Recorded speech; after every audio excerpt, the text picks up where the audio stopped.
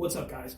A lot of times coaches tell new students to put their fists really tight to the cheeks right here.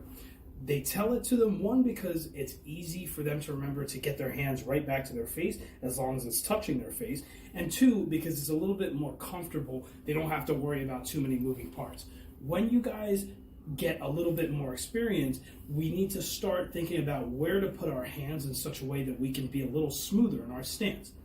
Oftentimes in our stance, we don't have to have the hands tight. We can have them out just a tiny bit like this.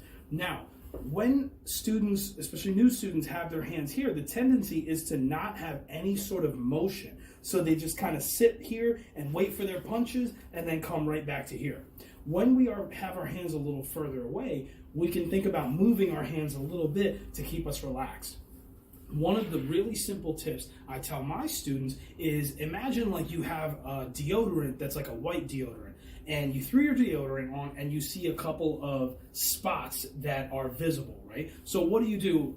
I'm assuming this is mostly ladies because guys don't really have white deodorant, but the girls go like this, right? So in your stance, I want you guys to imagine like you guys have to rub that deodorant in, and from here, I'm gonna just move my hands rubbing that deodorant in. As I do that, I can have these tiny little shifts with my upper body to match it. So I have my hands tight, but they're not so tight that they're touching my face. And I just move my hands up and down. Notice my elbows are staying tight. I don't want my elbows coming out.